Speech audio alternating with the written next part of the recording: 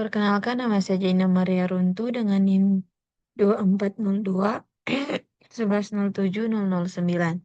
Pada saat ini saya akan mempresentasikan jawaban UTS Ekonomi Lingkungan saya. Di sini ada jawaban dari soal nomor 1, di mana pada soal nomor 1 ini kita diminta untuk menghitung kelayakan proyek dengan metode Net Present Value atau NPV, Benefit Cost Ratio BCR, dan Profitability Ratio menggunakan diskon rate 10%, 12%, dan 14%. Berdasarkan hasil perhitungan saya pada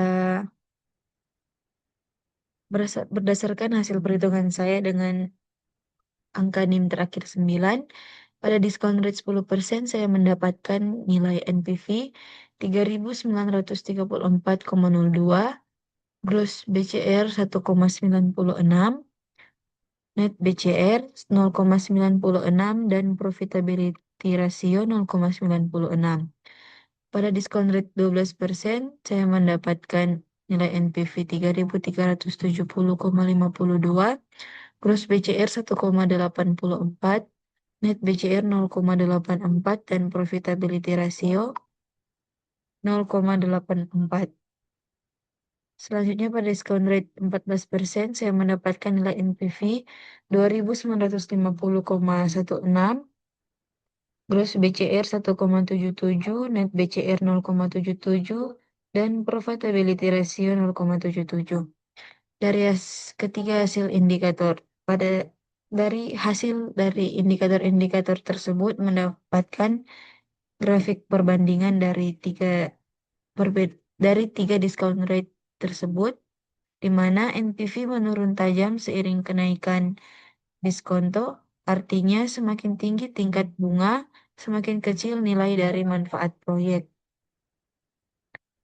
Proyek paling menguntungkan pada diskonto rendah 10%, namun tetap layak hingga 14% karena NPV masih aktif. Gross BCR selalu lebih besar dari 1, menunjukkan bahwa manfaat proyek selalu lebih besar daripada biaya, namun nilainya turun dari 1,94 ke 1,72, menandakan efisiensi relatif berkurang.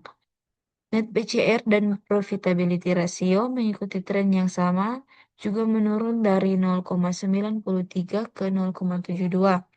Ini menunjukkan margin keuntungan semakin tipis saat diskonto naik.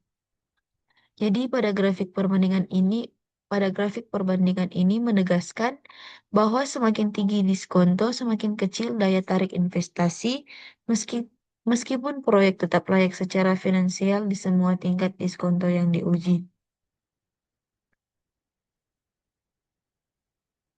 Selanjutnya ada jawaban pada soal nomor 2. Pada soal nomor 2 ini kita membahas bagaimana penghematan waktu perjalanan dapat dihitung sebagai nilai ekonomi. Diketahui setiap kendaraan menghemat 35 menit per hari atau setara dengan 0,583 jam per hari. Dalam 1 bulan kerja memiliki 25 hari, jadi total penghematan waktu per kendaraan adalah 14,8 jam per bulan. Selanjutnya ada nilai waktu per jam. PDRB daerah A memiliki Rp4.050.000 per bulan, di mana memiliki jam kerja 8 jam per hari, dan juga jadi nilai waktu per jam pada PDRB daerah A adalah Rp20.250 per jam. Selanjutnya perhitungan per kendaraan per tahun. Berdasarkan soal yang ada 3 macam kendaraan. Yang pertama ada LV, memiliki kapasitas 4 penumpang, dikali dengan 65%, dikali Rp2.250, dikali 14,58 jam, dikali 12 bulan, sehingga mendapatkan 9,2 juta per tahun. Selanjutnya ada AVI, memiliki kapasitas 2 penumpang dikali 85% dikali 20.250 rupiah dikali 14,58 jam dikali 12 bulan sehingga mendapatkan 5 juta per tahun. Selanjutnya ada MC memiliki kapasitas MC atau motorcycle memiliki kapasitas 1,5 penumpang dikali 90% dikali 20.250 rupiah dikali 14,58 jam dikali 12 bulan sehingga mendapatkan 4,8 juta per tahun. Jadi, penghematan waktu perjalanan bisa dikonversi menjadi nilai ekonomi yang signifikan. Semakin banyak penumpang dan semakin tinggi tingkat pemanfaatan kendaraan, semakin besar nilai ekonomi yang dihasilkan.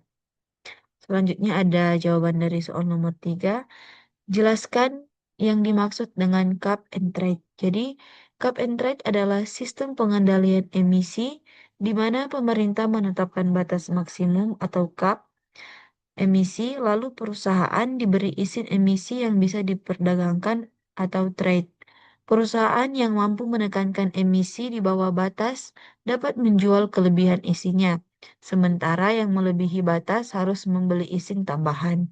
Dengan cara ini, total emisi tetap terkendali sekaligus memberi insentif ekonomi bagi perusahaan yang lebih efisien.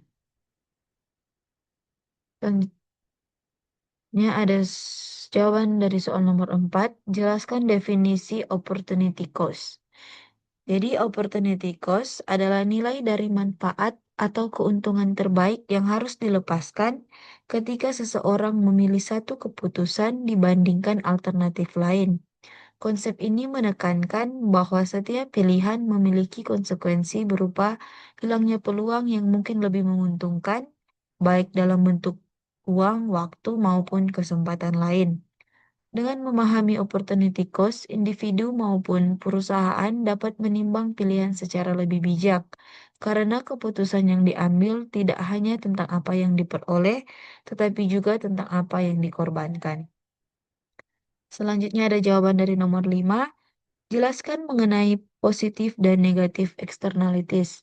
Positif ex- Positif externalities adalah dampak positif dari suatu aktivitas ekonomi yang memberi manfaat bagi pihak lain tanpa biaya. Sedangkan negatif externalities adalah dampak negatif yang menimbulkan kerugian bagi pihak lain tanpa kompensasi. Positif externalities biasanya mendorong pemerintah memberi subsidi atau insentif, sementara negatif externalities sering diatasi dengan pajak atau regulasi agar aktivitas yang merugikan dapat dikurangi. Yang terakhir ada jawaban dari soal nomor 6. Sebutkan dan jelaskan mengenai valuation teknik quest. Jadi valuation techniques adalah metode untuk menilai kelayakan proyek atau investasi. Memiliki yang pertama ada net present value atau NPV, yaitu mengukur selisih antara PV manfaat dan PV biaya. Jika NPV lebih dari 0, maka proyek dinyatakan layak. Yang kedua ada benefit cost ratio. Rasio PV manfaat terhadap PV biaya. Jika BCR lebih dari 1 berarti manfaat lebih besar daripada biaya. Yang ketiga ada internal rate of return atau IRR, tingkat di mana tingkat diskonto yang membuat NPV sama dengan 0. IRR dibandingkan dengan tingkat diskonto yang berlaku. Yang keempat ada payback period, mana waktu yang dibutuhkan untuk menutup biaya investasi dari arus kas masuk. Semakin pendek semakin baik. Yang kelima adalah ada sensitivity analysis, di mana menguji bagaimana hasil berubah jika asumsi, diskonto, biaya, serta manfaat berubah, berguna untuk menilai risiko.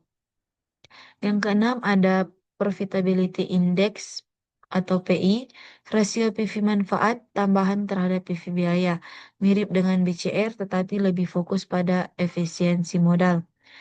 Teknik-teknik ini saling melengkapi NPV memberi ukuran absolut keuntungan, BCR memberi ukuran relatif efisiensi, IRR memberi tingkat pengembalian, dan sensitivity analisis memberi gambaran risiko. Sekian jawaban UTS dari saya. Terima kasih.